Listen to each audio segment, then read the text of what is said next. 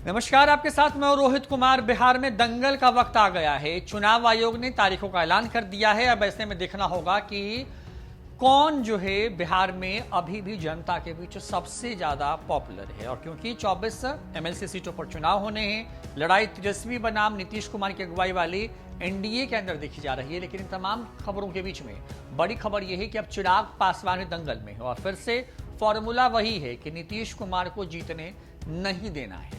मिल रही जानकारी के मुताबिक चिराग पासवान आज 12 सीटों पर प्रत्याशियों का ऐलान कर सकते हैं। बिहार की 24 में से आधी सीटें जो हैं, अगर एनडीए की बात करें तो आधी यानी कि 12 सीटें बीजेपी के खाते में गई हैं। हालांकि आधिकारिक ऐलान इसका भी नहीं है, लेकिन सूत्र बताते हैं कि 12 सीटों पर बीजेपी के प्रत्याशी होंगे, जबकि 12 सीटों पर नीतीश कुमार के जदयू के प्रत्याशी होंगे, जिसमें से एक सीट लोजपा को उनकी तरफ से दी गई है, जिसमें पशुपति कुमार पारस के करीबी जो हैं वो चुनाव लड़ेंगे वैशाली से। इन तमाम खबरों के बीच में अब चिराग पासवान क्या करने वाले हैं, इस पर सबकी नजर टिकी हुई है। क्योंकि एक तरफ जहां तेजस्वी यादव को कमजोर करने के लिए कांग्रेस लगातार धमकी दे रही है कि वो खुद 24 सीटों पर चुनाव लड़ेगी। हालांकि अभी तक प्रत्याशी के नामों का ऐलान नहीं हुआ है और इस पूरे मामले पर जो पार्टी का बड़ा आला कमान है, जो टॉप मोस्ट लीडर्स हैं, वो खामोश बैठे हुए हैं। लेकिन चिराग पासवान की तरफ से जानकारी ये आ रही है कि वो बिहार की 12 सीटों पर प्रत्याशी के नामों का ऐलान करेंगे। उनको भी मालूम है कि जीतना उनके लिए आसान नहीं है, क्योंकि इस वाले चुनाव में धन बल इस सबकी हालांकि जबरदस्त दिखती है। क्योंकि जो वोटर्स होते हैं बहुत लिमिटेड होते हैं। वो होते हैं जो कि बिहार की पंचायतों में जीत करके आते हैं और वो वोट कास्ट करते हैं। अमूमन एक सीट पर 6,000 साढ़े 6,000 के आसपास में कुल वोटर्स होते हैं। ऐसे में 6 साढ़े 6,000 के वोटर्स के बीच में एक सीट निकालना लगता होगा कि बहुत आसान काम है, लेकिन बड़ा मुश्किल है। इसलिए क्योंकि हर जीता हुआ व्यक्ति किसी न किसी दल से एक तरीके से कहेंगे ताल्लुक रखता है और उसकी वजह से होता यह है कि वो अपनी बात उनको एज ए वोटर उनका वोट लेना एक बड़ी चुनौती होती है।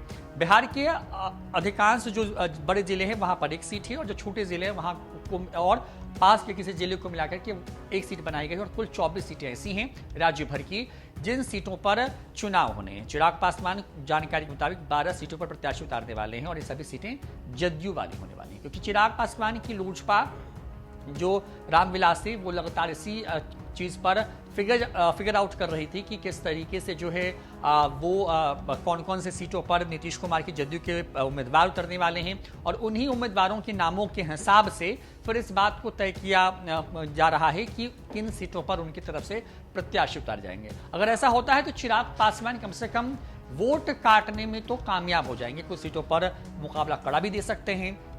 लेकिन अब क्योंकि जो जिस तरीके से चिराग पासवान लगातार नीतीश कुमार को डैमेज करने के लिए एक बात है कि इस तरह के फैसले ले रहे हैं, उन फैसलों का असर बिहार की राजनीति पर तो लंबा दिख ही रहा है। खास करके नीतीश कुमार की जदयू के लिए ये एक बड़ी टेंशन होने वाली है। क्योंकि चिराग पासवान ने पिछले चुनाव में नंबर 1 की पार्टी को नंबर 3 कर दिया। याद कीजिए, बिहार विधानसभा का चुनाव चिराग पासवान ने नीतीश कुमार के खिलाफ न सिर्फ मोर्चा खोला बल्कि उन सभी सीटों पर प्रत्याशी के नामों का ऐलान कर दिया जिन सीटों पर अभी तक जो है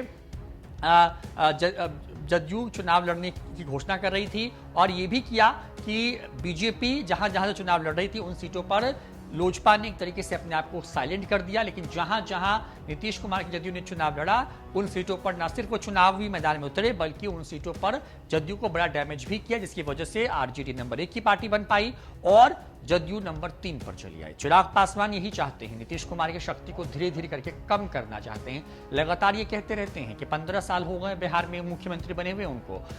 ऐसे में नीतीश कुमार ने बिहार के लिए किया क्या है, बिहार में विकास से बदलाव के नाम पर हुआ क्या है, ये तमाम ऐसे सवाल हैं जो चिराग पासवान लगातार करते रहे हैं। और उसी रणनीति के तहत अब आगे नीतीश कुमार और उनकी पार्टी जदयू को कमजोर करने के लिए चिराग पासवान एक बड़ी सधी हुई चाल चलने के लिए तैयार है। देखना होगा कि क्या सच में इस बार भी चिराग पासवान बीजेपी के जिस सीटों पर चुनाव लड़ रही है उन सीटों पर कोई प्रत्याशी नहीं देते हैं और क्या सच में सिर्फ और सिर्फ जदयू को कमजोर करना ही उनका पहला और आखिरी मकसद है। जो भी अपडेट होगी लेकर के हाजिर होंगे। देखते रहिए न्यूज़4 नेशन। नमस्कार।